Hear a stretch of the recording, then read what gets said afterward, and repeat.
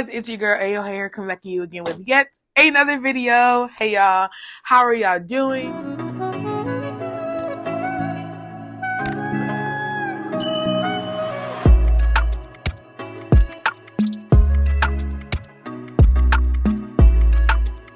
This is a channel where we are therapy friendly. We believe in the benefits of therapy. So I create content about what a life of a therapist is, and in hopes to help you all and motivate you all to either become therapists and to kind of figure it out. I think therapists need more therapist friends. Okay, let's normalize that. Today I am going to be talking about my journey and getting accepted into a master's program. So if you would like that information, stay tuned.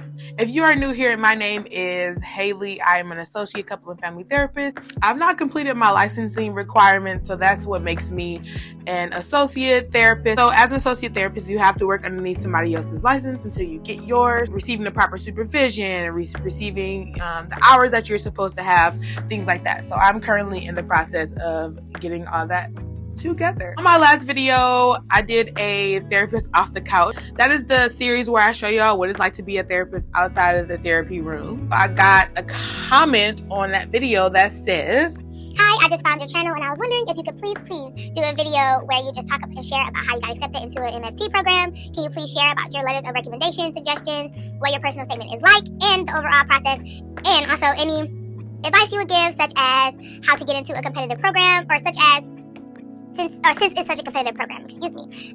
There is absolutely no other YouTube videos where someone shares about how they got accepted, and it makes it so much more difficult and scary." Yes, there are not a lot of videos sharing one about the therapist experience in the therapy room and outside of the therapy room on YouTube, as well as getting into therapy school. I wrote down a couple of notes, so I'm going to try to stick to those throughout this video and not get off tangent. First, I want to talk about the process, the hoops you have to kind of have to jump through when deciding to apply to a place. A lot of different institutions teach a lot of different things, and it was really important for me to find a place that coincide with my values of just building relationships with people. I really would suggest finding and figuring out the ethics behind the school that you're applying to, the institution you're applying to.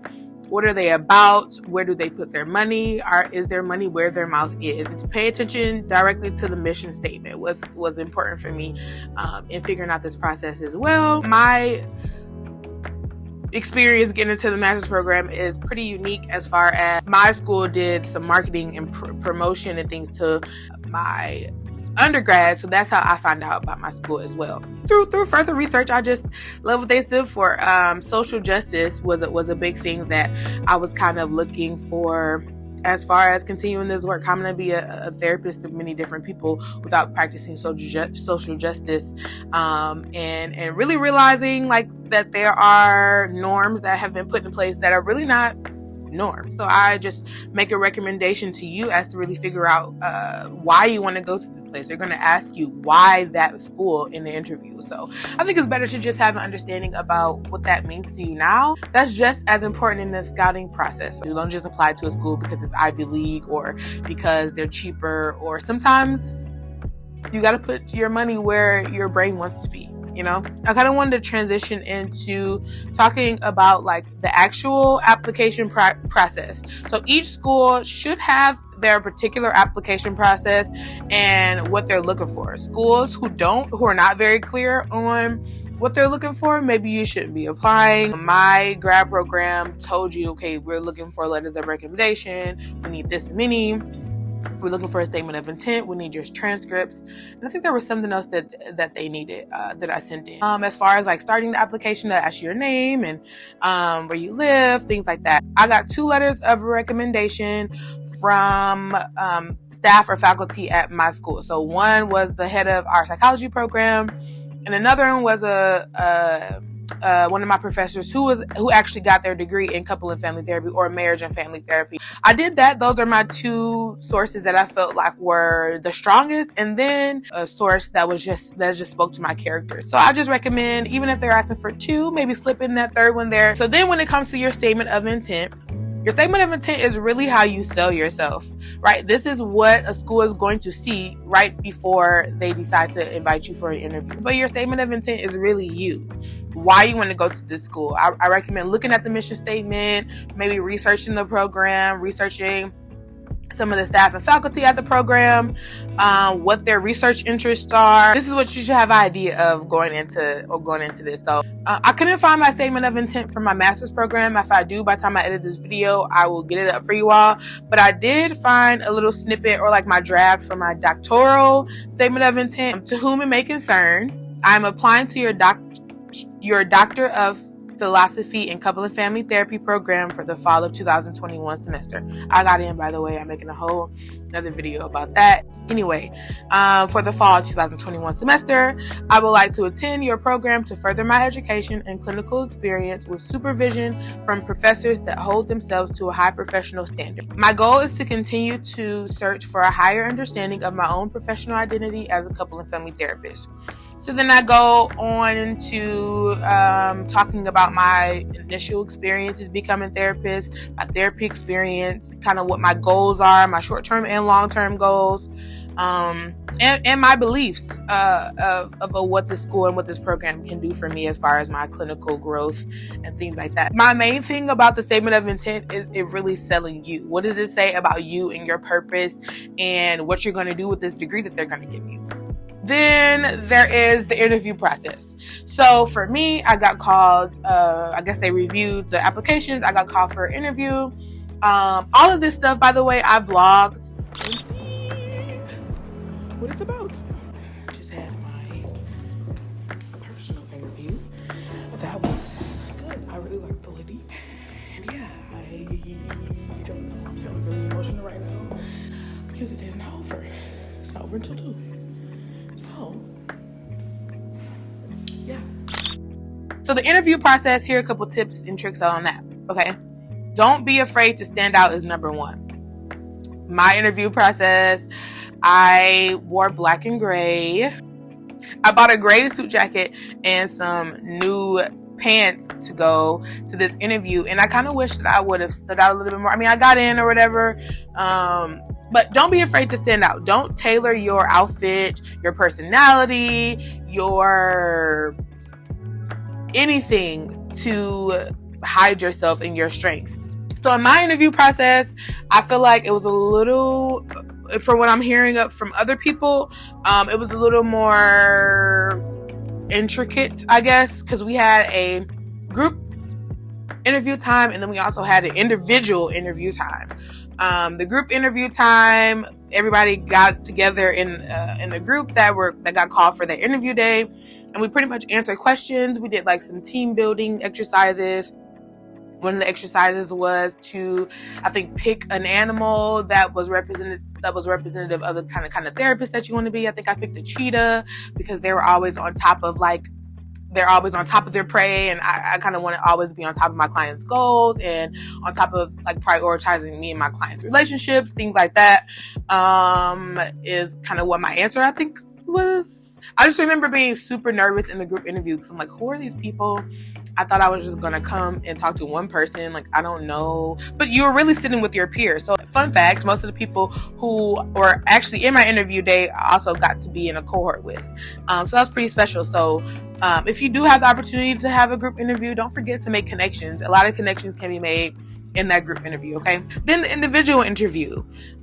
When it comes to interview days, I feel like it is a good reminder. I'm going to tell you that they're interviewing you, but you are also interviewing them. So one of the things that I did was got 2 or 3 questions that I wanted to ask, just in case I got asked if I had any questions about either the program, about the research that they're doing in the program, about future research that I want to do. I think that's important as well, to just have content and questions to ask in your individual interview. So my individual interview, they interviewed us. Some people got interviewed with staff and faculty. Some people got interviewed by an adjunct. I believe at that time, the person who interviewed me was an adjunct professor. And it was pretty simple. She asked direct questions. I think what set me apart in the interview process was also I brung myself. Like, I talked about how my own challenges with my family brung me to become a couple and family therapist. So I think they're looking for like your passion, your drive, why you want to do this, what do you want to do with this degree that they're going to give you, how you plan on using that degree, any areas of research that you might have interest in. Like I think all of that is included in kind of what you should be thinking about as far as the individual interview process. And then it's getting accepted. So after the interview process, I got an email, because I wasn't sure if I was in yet, but I got an email saying to set up my portal. I emailed them and I was pretty much like, hey, you all told me to fill out this portal stuff and put my information in this portal and start my financial aid. However, I have not received a letter of acceptance. And then I got accepted into the program. So they were kind of like, oh, we're sorry. Stuff got in the misfire. You didn't receive the email because for whatever reason, but you have been accepted. Congratulations. And I just remember being super excited and super grateful to just have the opportunity to go to the school. That's kind of how my master's acceptance went. I'm going to go more into detail about my doctoral thing, because that was a little bit different of a process for me, and I wasn't ready to talk about it, but now I am. I feel like me talking about these types of things is helpful for you all in choosing to continue on with your further education. So I'm gonna start pushing this content out, because I do have some vlogs, and most of them are me crying about how difficult it was transitioning from a master's program to a doctorate program. I transitioned from a master's program to my doctorate program and went through that interview process while I was still trying to finish my hours to graduate my master's program. So it was just a lot caught in there. I got burnt out, but I hope to make some videos on that soon, but I hope that this video will suffice for now. If you have any more questions or any more videos that you'd like me to push out for you all, anything that up here that you want to know, there's a lot up here, y'all can let me know. I'm looking forward to making more of these videos where I just sit down with y'all and tell y'all the tea, because the tea was hot at the moment. Signing out. I'll see y'all later. Go touch the bag, unlock the crib, then hit my gritty. I'm done sacrificing time, I'm staying busy. Might look like I been catching L's, just wait a minute. Wait a minute, wait a minute, wait a minute, wait a minute, wait a